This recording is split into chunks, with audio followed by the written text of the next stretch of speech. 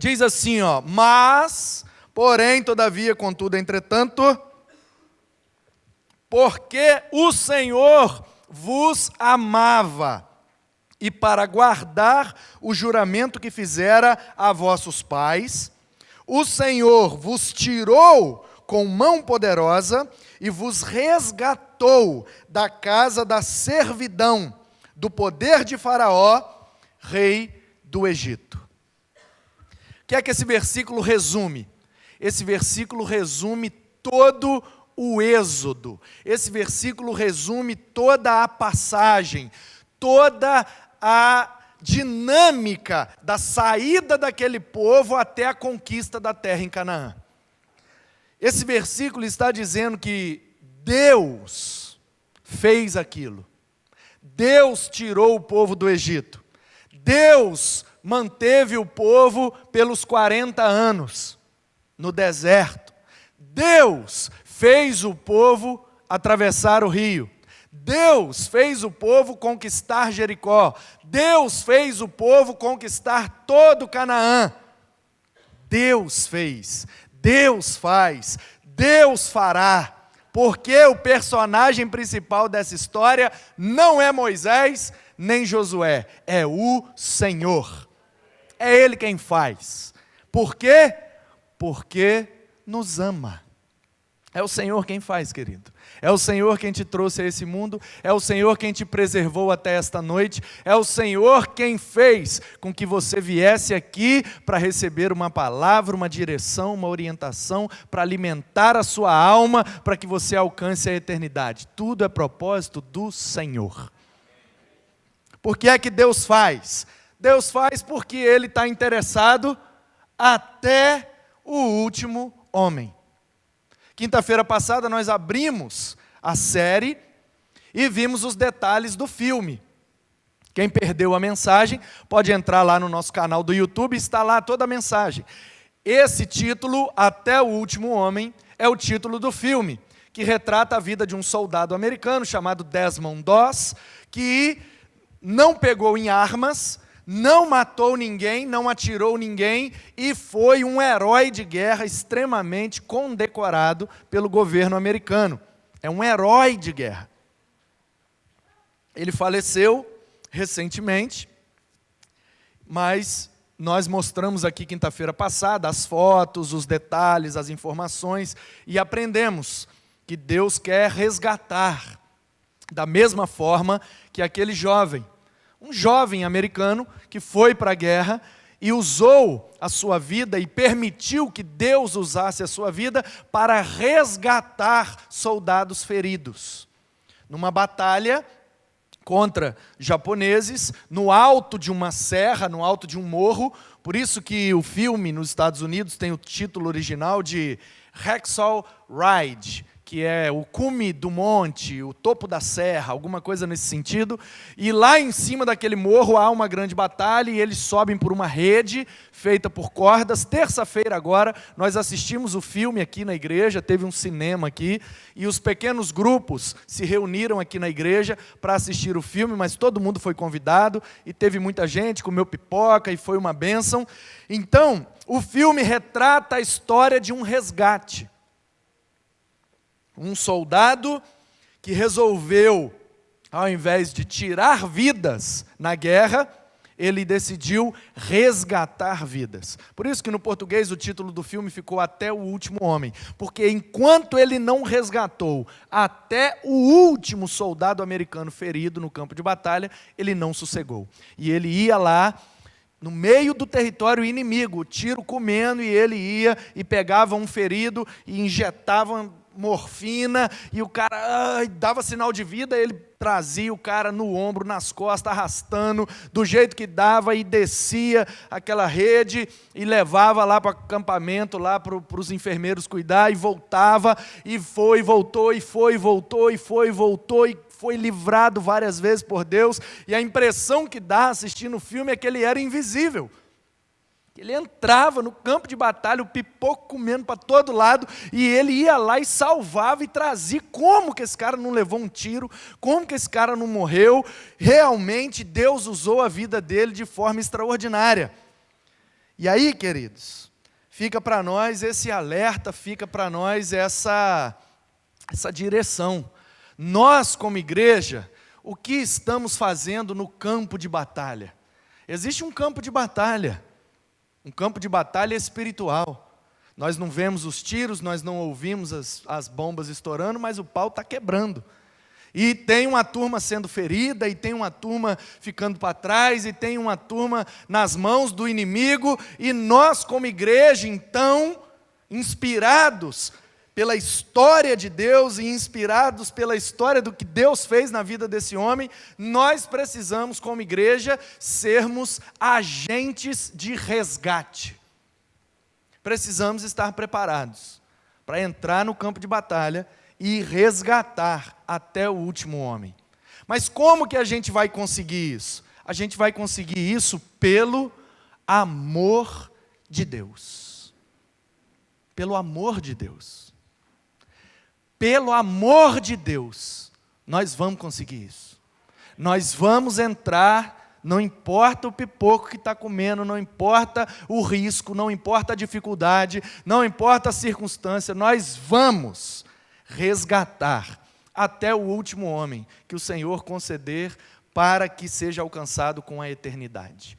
Nós seremos, como igreja, agentes de resgate. Nós seremos os Desmond Doss da nossa geração. Nós sairemos pelo campo de batalha resgatando pessoas. E enquanto houver fôlego em nós, até o último homem que Deus nos permitir, nós vamos resgatar para a glória dele.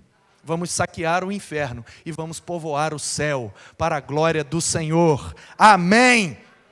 Precisamos ser agente de resgate, pelo amor de Deus. Por quê? Em primeiro lugar, porque Deus amou.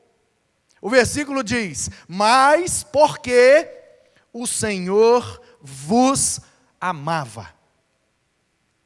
Moisés está dizendo para aquele povo: sabe por que Deus tirou a gente do Egito? Porque Ele amava a gente.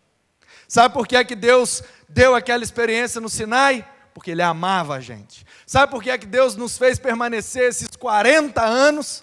Porque Ele nos amava.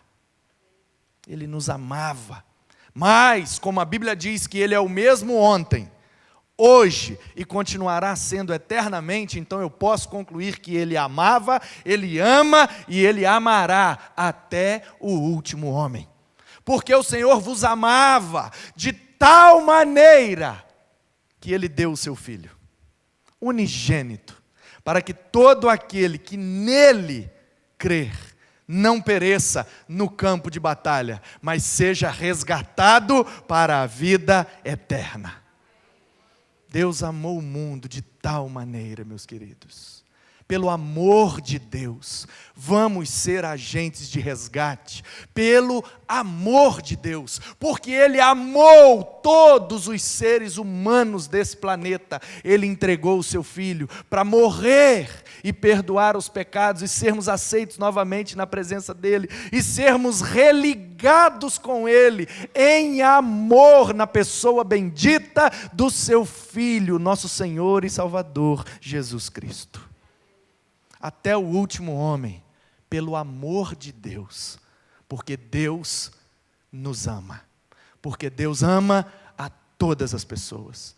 Não façamos acepção de pessoas. Eu me recordo de algumas cenas do filme em que o Desmond Doss entrava lá no campo de batalha para resgatar, e tinha uns caras que estavam assim, um trapo humano.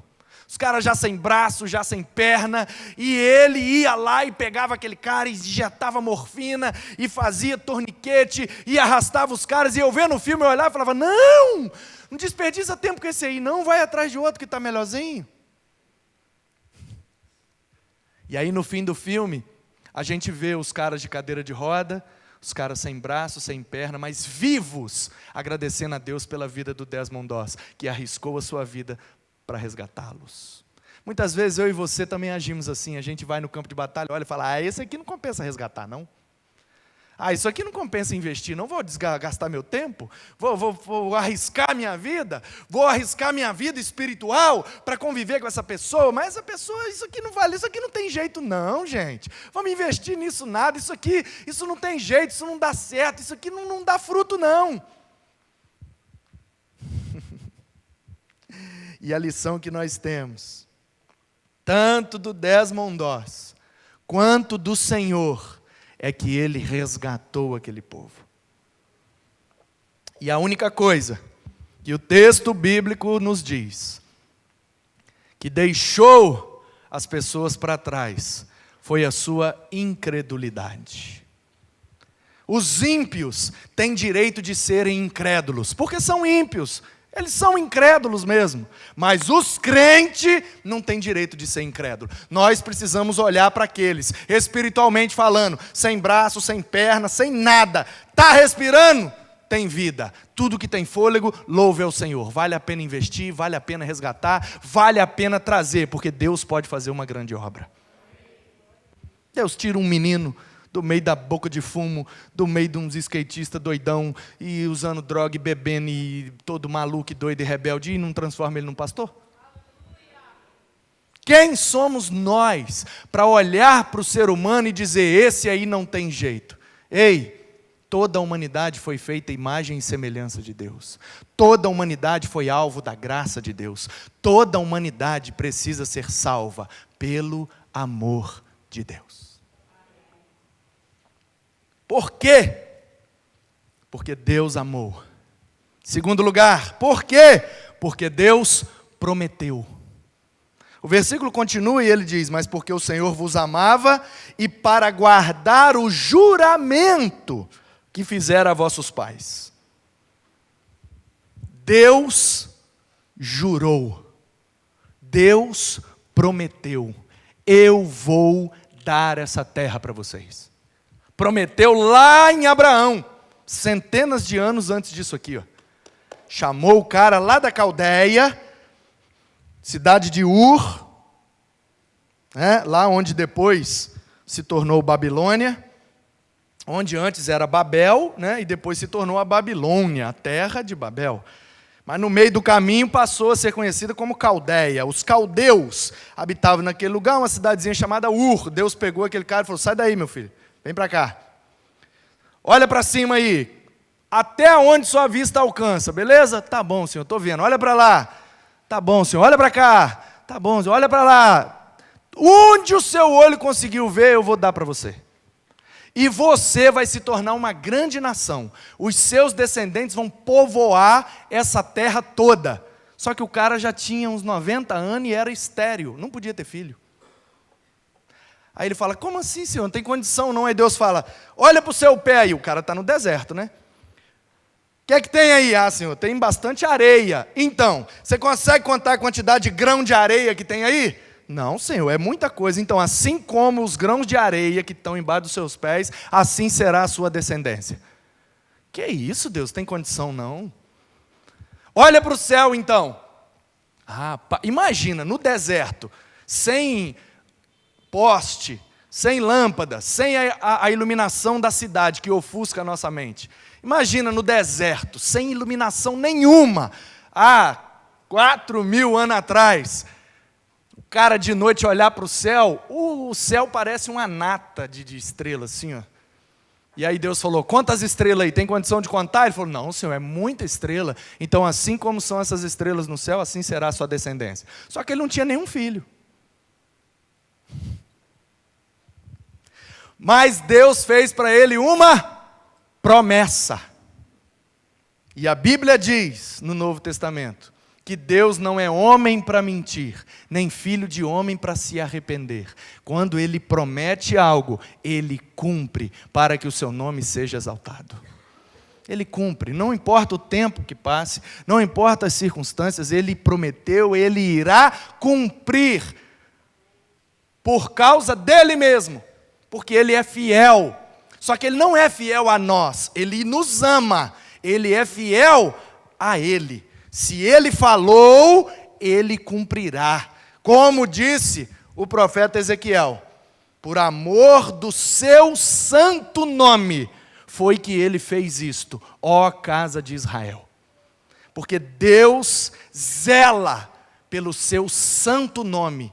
Deus se preocupa com o nome dele. Se foi ele que falou, ele tem que cumprir, porque ele não permite que o seu nome seja escarnecido. E é por isso que ele permitiu que esse povo morresse no deserto, porque não creram e não honraram a promessa que ele fez. Portanto, nós como igreja precisamos crer. Nós como igreja precisamos honrar a promessa que Deus tem nos feito. E a promessa é que a igreja avançará triunfantemente, e as portas do inferno não prevalecerão contra a igreja. Vamos avançar e vamos resgatar do campo de batalha até o último homem. Eu quero que você pense em uma pessoa que você gostaria que estivesse aí com você e não está. Pensou? Resgate-a. É o seu papel. Ah, mas não é o pastor que tem que ir? Não, eu não vi o comandante, eu não vi o sargento, eu não vi o tenente, eu vi o Desmond Doss, eu vi um soldado, um simples soldado, marcar o seu nome na história, porque mesmo não tendo uma patente, ele fez o que tinha que ser feito. É você, meu querido. É você que Deus quer usar. Você não precisa ter patente, você não precisa ter cargo, você não precisa ter um ofício, não precisa ter feito seminário, nem ter sido consagrado. Se você é um soldado desse exército, Deus está te capacitando para você resgatar. Creia, avance, porque as portas do inferno não prevalecem contra a igreja de Jesus. Preciso lembrar-lhes das palavras do profeta Isaías, que diz assim: um ao outro ajudou, e ao seu próximo disse: seja forte. Assim o artífice anima o ourives, e o que alisa com o martelo ao que bate na bigorna, dizendo da soldadura: está bem feita. Então, com pregos, fixa o ídolo para que não oscile. Mas tu, ó Israel, servo meu, tu, Jacó, a quem elegi, descendente de Abraão, meu amigo, tu, a quem tomei das extremidades da terra e chamei dos seus cantos mais remotos, até em Guaranhuns, a quem disse: tu és o meu servo, eu te escolhi e não te rejeitei. Não temas, porque eu sou contigo, não te assombres, eu sou teu Deus, eu te fortaleço, eu te ajudo, eu te sustento com a minha destra fiel. Eis que envergonhados e confundidos serão todos os que estão indignados contra ti, serão reduzidos a nada, e aos que contendem contigo perecerão. Aos que pelejam contra ti, buscá-los-ás, porém não acharás. Serão reduzidos a nada, e a coisa de nenhum valor, os que fazem guerra contra ti. Verso 13 do capítulo 41 de Isaías: porque eu, o Senhor, teu Deus, te tomo pela tua mão direita e te digo: não temas, que eu te ajudo. Não temas, ó vermezinho de Jacó. Você não vale nada não. Você não vem com essa aí não de que, olha que palavra linda, ai que palavra profética, aleluia, pastor Manu, rapaz, ele está saindo direto, mas essa saída dele está deixando ele no óleo demais, e esse negócio aí vai para o Rio, vai para cá, vai para lá, vai para Minas, quando ele volta, nossa, que palavra linda, oh aleluia. Não é para você começar a se exaltar muito não. Aí Deus, para lembrar que nós não prestamos, ele já diz assim, ó vermezinho de Jacó, povozinho de Guaranhuns, eu te ajudo, diz o Senhor, o teu Redentor é o Santo de Israel. Eis que farei de ti um trilho cortante e novo, armado de lâminas duplas, os montes trilharás e moerás, os outeiros reduzirá a palha. Tu os padejarás, e o vento os levará, e redemoinhos espalhará. Tu te alegrarás no Senhor e te gloriarás no Santo de Israel. Os aflitos e necessitados buscam águas e não acham, e a sua língua se seca de sede, mas eu, o Senhor, os ouvirei. Eu, o Deus de Israel, não os desampararei. Abrirei rios nos altos desnudos e fontes no meio dos vales. Tornarei o deserto em açudes de águas e a terra seca em mananciais. Plantarei no deserto o cedro, a acácia, a murta e o oliveira, aleluia. Conjuntamente porei no ermo cipreste o almeiro e o bucho, para que todos vejam e saibam, e considerem juntamente, e entendam, que a mão do Senhor fez isso, e quem criou tudo isso foi o Santo de Israel. Até o último homem, pelo amor de Deus, porque Deus prometeu. Ele prometeu salvar, Ele prometeu resgatar, Ele prometeu ajuntar e prometeu usar o seu povo para realizar isso, para que a glória seja dEle. Até o último homem, meu irmão, pelo amor de Deus, porque Deus amou. Até o último homem, pelo amor de Deus, porque Deus prometeu. E em último lugar, até o último homem, pelo amor de Deus, porque Deus livrou. Deus livrou. O versículo que nós estamos lendo, Deuteronômio capítulo 7, versículo 8. Mas porque o Senhor vos amava, e para guardar o seu juramento, o Senhor vos tirou com mão poderosa, e vos resgatou da casa da servidão, do poder de Faraó, rei do Egito. Deus livrou. Deus deu livramento para aquele povo. Deus resgatou aquele povo. Mas Ele não fez isso somente para que o seu livramento e a sua libertação parasse naquele povo. Porque a nação de Israel foi feita com um propósito: para ser uma nação sacerdotal. Foi o que Deus prometeu a Abraão. Em Gênesis capítulo 12, Ele chamou e falou assim: ei cara, vou fazer de você uma bênção. Aí o Abraão, oh que beleza, mas eu não vou te fazer um receptáculo de bênção, eu vou te fazer um canal de bênção. Sê tu uma bênção, e em ti serão benditas todas as famílias da terra. É o que Don Richardson, no seu livro O Fator Melquisedeque, diz e chama de as duas linhas da promessa abraâmica. A primeira linha é para Israel: farei de ti uma bênção. A segunda linha é para os gentios: todas as famílias da terra serão benditas. Porém, Israel ficou só com a parte de cima. Nós somos benditos, nós somos abençoados. A bênção de Deus chegou e parou na gente. E aí eles confundiram eleição com predileção. Eles foram o povo eleito por Deus, eleitos para serem canal de bênção, salvação e libertação para todas as nações. Só que eles confundiram eleição com predileção. Ao invés deles se considerarem o povo eleito, eles se consideraram o povo predileto. Deus só ama nós. E às vezes eu vejo a igreja assim também. Uma igreja em si mesmada. Existe esse termo, Jares? Existe? Hã? Não sei se está dicionarizado. Se não tiver, dicionariza por minha conta.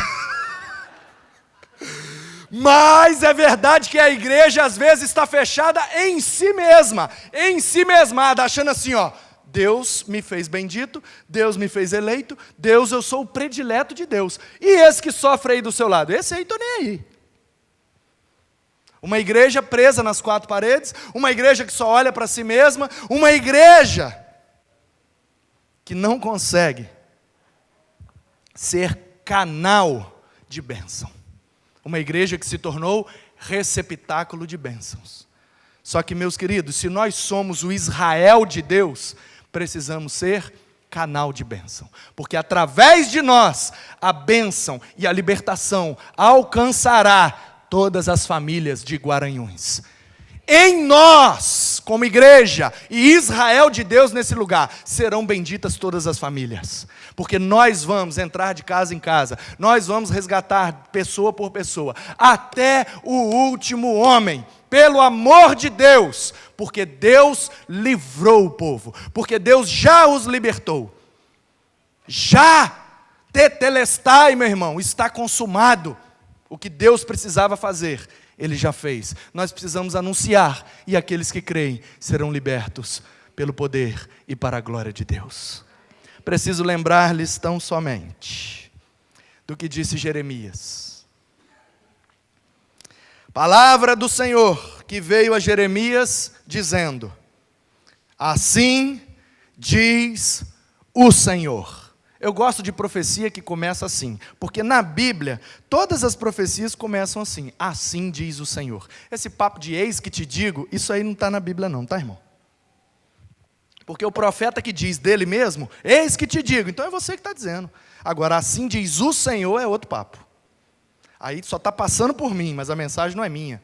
Assim diz o Senhor, Deus de Israel. Escreve num livro essas palavras que eu estou dizendo. Porque eis que vem dias, diz o Senhor, em que mudarei a sorte do meu povo, mudarei a sorte de Israel e de Judá, diz o Senhor, vou fazê-los voltar para a terra que dei a seus pais e a possuirão. Quando Isaías profetizou a promessa de salvação, ele estava falando num momento antes da Assíria ter invadido o reino do norte. Agora, Jeremias está falando num momento em que a Babilônia já está invadindo o reino do sul. E o Jeremias se levanta dizendo: ó, gente, não tem mais jeito não, nós vamos perder a terra. Por isso que o Jeremias é o profeta chorão, porque ele sofreu demais, porque o povo não tinha pena dele, achava até que ele era uma espécie assim de X9, um cara que estava jogando contra Judá. Pô, você não traz uma palavra boa para a gente, Jeremias? Você só traz palavra de desgraça, dizendo que a gente vai perder e que a gente vai sofrer o juízo. Tá bom, tiveram tempo de se arrepender. Não se arrependeram, assim diz o Senhor. A Babilônia vai invadir.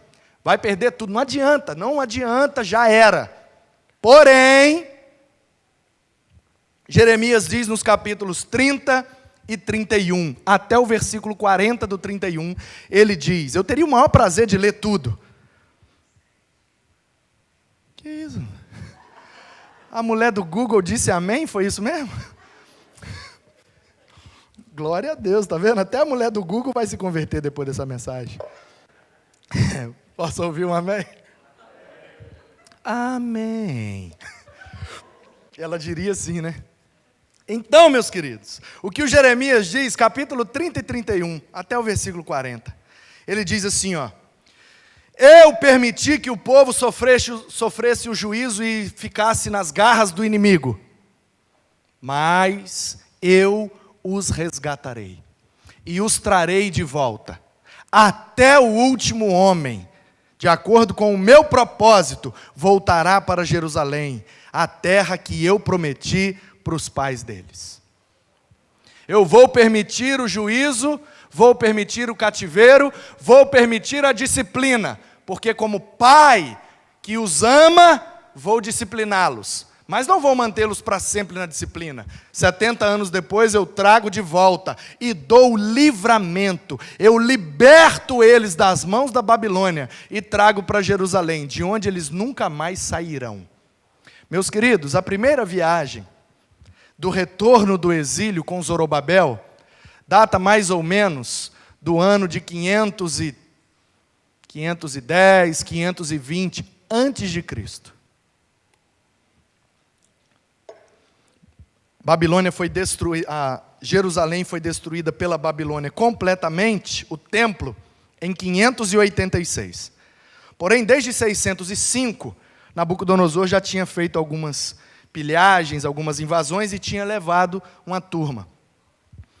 Portanto, 70 anos depois, nós estamos falando mais ou menos do ano 530, 520, Deus começa então a libertar. E esse povo faz 4 viagens de volta. Uma viagem com Zorobabel, uma viagem com Neemias, com Esdras, e 2 últimas viagens com Neemias. Num total de 4 viagens, num período mais ou menos de 100 anos, porque vai de 500 e pouco até 400 e pouco a última viagem, já no período persa. Então o povo vai voltando nessas 4 excursões, voltando, libertos da Babilônia, para Jerusalém, para reconstruir, para ter um renovo, para ter um recomeço em suas vidas. E nós precisamos ser agentes de resgate, porque Deus quer fazer renovo, Deus quer recomeçar histórias, Deus quer dar novos começos para aqueles que estão precisando ser resgatados. E Ele vai nos usar para isso. É só isso que o Jeremias profetiza, que do mesmo jeito que Deus permitiu uma coisa, Ele vai fazer a outra, para que o seu nome seja exaltado pelos séculos dos séculos. E Deus vai nos usar. Deus vai nos usar. Deus vai usar esta juventude. Deus vai usar esta igreja como agentes de resgate, pelo amor de Deus, porque Ele amou, porque Ele prometeu, porque Ele livrou na cruz do Calvário. Ele estava libertando todos aqueles que crescem no seu nome, na sua obra, no seu sacrifício, no seu ministério, na sua ressurreição e na sua segunda vinda, para juntar todos os resgatados e levar de volta para a nova Jerusalém, onde habitaremos por toda a eternidade. Não sejamos egoístas. Eu já creio, eu já recebi a salvação, eu tenho certeza, eu tenho a vida eterna, está tudo muito bem, muito bom, está uma bênção. Vou só frequentar os cultos, quando eu puder eu boto um dinheiro lá e está tudo bem. Está nada bem, porque nós temos uma missão. E a nossa missão é resgatar, é sermos agentes de resgate, é sermos os Desmond Doss da nossa geração, é entrarmos nos campos de batalha, crendo que Ele já nos amou, já nos prometeu, já nos libertou, e livres vamos invadir, como disse Jesus, meter os pés nas portas do inferno, que não prevalecerão, abrirão e cairão, e nós vamos saquear o inferno, e trazer resgatados para a eternidade conosco, para a glória de Deus. Nós vamos fazer isso, porque é para isso, disse Jesus, que existe a igreja. Se lembra de Mateus capítulo 16? Ele reúne os discípulos e faz uma avaliação. Ei, me diz aqui, o que é que o povo aí está falando de mim? Não, Jesus, o povo está falando que você é um profeta, que você é o Elias, o Jeremias, que você é um profeta. Tá, e vocês? O que é que vocês estão falando de mim? Aí o Pedrão, sanguíneo, já pulou na frente. Tu és o Cristo, Filho do Deus vivo. Ele disseste bem, Simão Bar-Jonas, Simão, filho de Jonas, né? Mas não foi a carne nem o sangue que te revelou, não foi sua inteligência, nem sua lógica, nem sua razão, foi o meu Pai que está nos céus. Você recebeu uma revelação do Pai agora, Pedrão. Então, Pedro, eu te digo,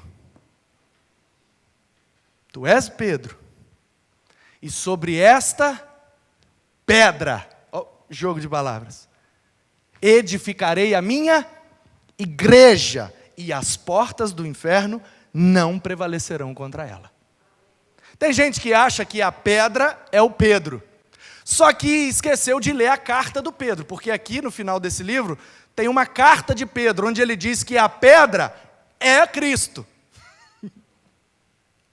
Então eu só posso concluir uma coisa: a pedra é Cristo, a pedra angular, a pedra que os construtores rejeitaram, porque na engenharia do mundo antigo eles colocavam uma pedra grande na quina do terreno, para a partir daquela pedra ir construindo para lá, e colocava em cada esquina, em cada quina do terreno, uma pedra, que era a pedra fundamental, a pedra de base, a sapata da obra do mundo antigo, para que as pedras que fossem colocadas em cima daquela, tivessem naquela pedra firmeza, para se manter de pé.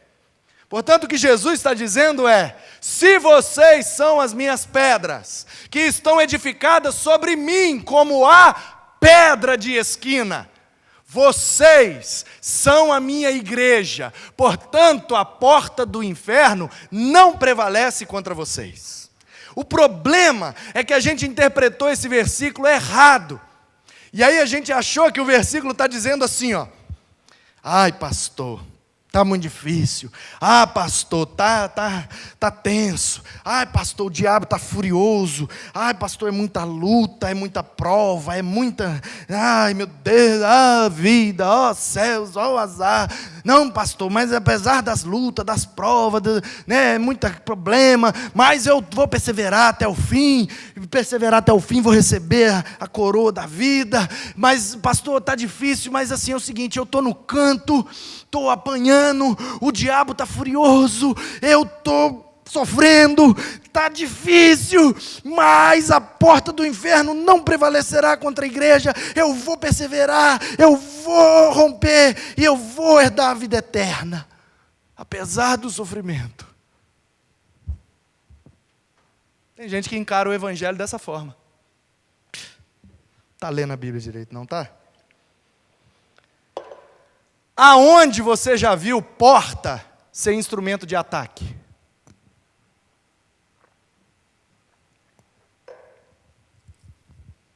A porta do inferno não prevalece contra a igreja. Como é que muitos interpretam? A igreja está acuada no canto e o diabo, na batalha espiritual, está dando portada na igreja. Pá, pá, e a igreja, a porta do inferno não vai prevalecer.